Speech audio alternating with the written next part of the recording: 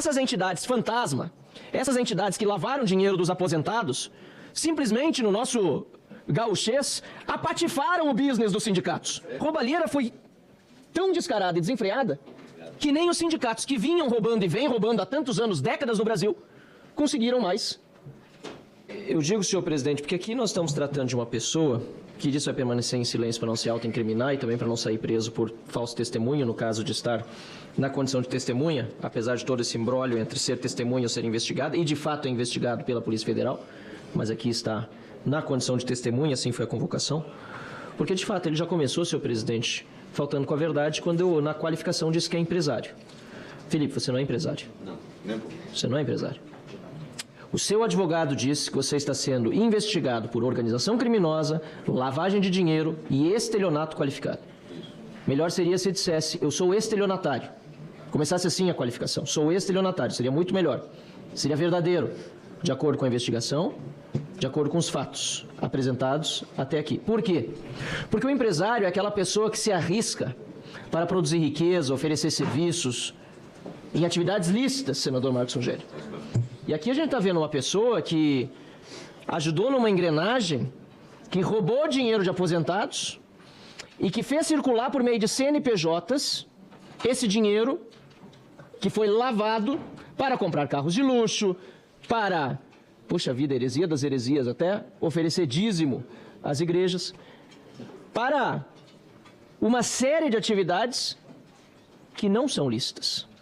E aí nós percebemos, senhor presidente, como, na verdade, essa qualificação que foi feita aqui, dizendo que é empresário, é até afrontosa aos brasileiros que trabalham, que dão duro, e quantos empresários pequenos há no Brasil, pequeno, médio ou grande, não importa, gente honesta, trabalhadora, que oferece serviço, tem um produto para oferecer também para os demais brasileiros, e aqui encontra, nessa CPI, uma pessoa que é investigada por uma série de crimes dizendo que é empresário. Não, não é empresário. Você enganou muitas pessoas para poder chegar onde chegou, tanto no período bom, em que não se sabia ainda, ou os fiscais e agentes da lei não sabiam ainda das suas atividades ilícitas, como no momento ruim, que é esse que o senhor está sentado aí, está investigado pela Polícia Federal, e concordo que o relator deveria estar preso até preventivamente. Se não está preso agora, certamente depois de todas as investigações serem concluídas, esse deve ser o destino de quem cometeu esse tamanho de crime, hediondo, inclusive, eu diria, com aposentados, com pensionistas, com pessoas que não tinham nem como se defender.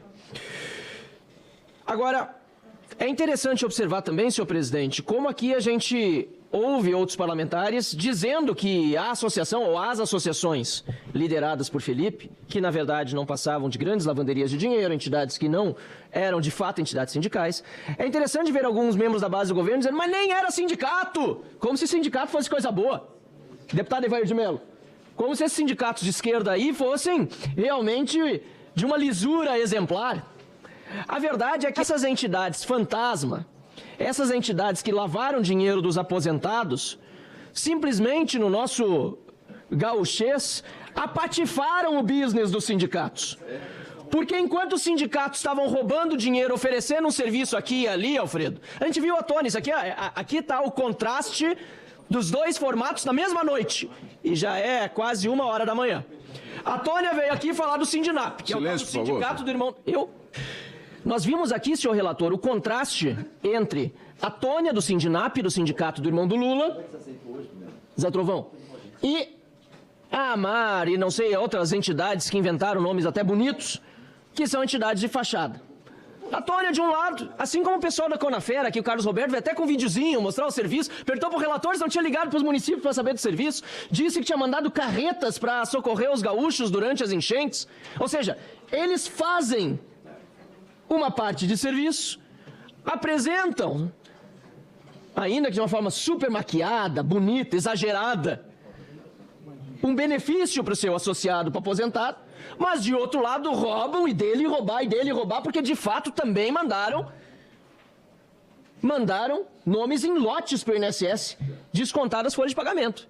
E aí vieram essas outras entidades aqui, conseguiram as CTs e fizeram só a parte do roubo.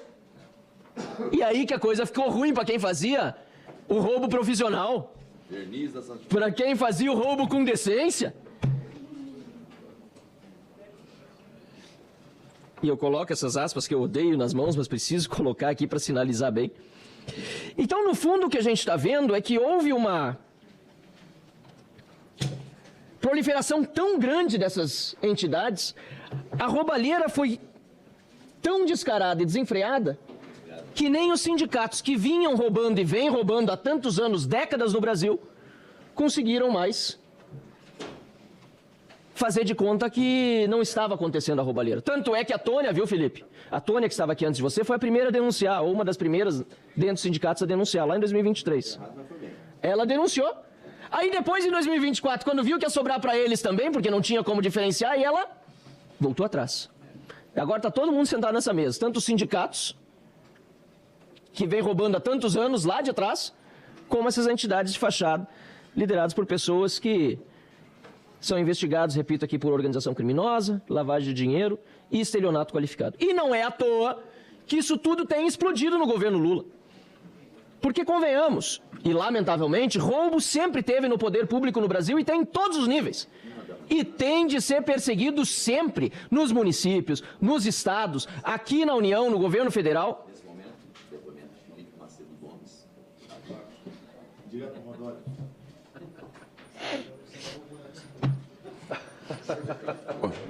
Por gentileza. Eu continuo e concluo. Tem de ser combatido em todos os níveis, senhor presidente. Mas o que nós percebemos nesse governo Lula é o completo descontrole. Completo descontrole. Aliás, trago uma informação aqui para o plenário. Está sabendo, senhor presidente, relator Carlos Viana, da crise que está passando do Correio, a empresa dos Correios agora? Sim, tenho acompanhado, excelência. 20 bilhões estão pedindo empréstimo para tapar o furto. Está sabendo que mais de 200 agências fecharam? Sabia que na cidade de Ivoti, que é vizinha minha de 2 irmãos, os Correios foram despejados por falta de pagamento de aluguel? E aí eu estava numa outra cidade do interior contando a história que tinha vindo no jornal O Diário, do meu celular, que é da região. E aí nessa outra cidade tinham vários empresários ali e um disse, ó, o fulano de tal aqui que é o dono do prédio onde estão os Correios aqui na nossa cidade. Aí eu perguntei, é mesmo? E como é que tá aí? Olha, toda vez que bate no 4º mês, para não serem despejados, eles pagam aluguel. Esse é o descontrole do governo Lula. E foi isso que levou a fazer com que entidades como essas, primeiro, pudessem proliferar, com toda aquela gangue que estava instalada no INSS há anos, vinha atuando, e que agora, nesse último governo, durante o governo Lula, roubou como nunca, desenfreadamente. Ainda bem que surgiu a iniciativa dos parlamentares de oposição, salvo raríssimas exceções, de abrir a CPI. Porque a maioria dos que estão aqui, que dizem que querem investigar, não assinaram a CPI. Porque o Brasil está vendo isso aqui. Alfredo, que você mostrou hoje, do Felipe Macedo Gomes, que se repete em todas as outras instituições, em todas as outras empresas de fachada, todos os outros estelionatos ao dinheiro dos idosos e aposentados. Eu tenho acompanhado os comentários nas redes sociais e é incrível o elogio ao trabalho dos senhores Carlos Viana, Alfredo Gaspar e de toda a CPI. Porque, no mínimo, tudo isso está sendo exposto. E a roubalheira, viu, Felipe? Felipe Macedo Gomes, ela precisa levar as consequências, que é da culpabilização, da pena imposta a cada um dos que roubou e, obviamente, na devolução do dinheiro dos aposentados. Muito obrigado, senhor presidente.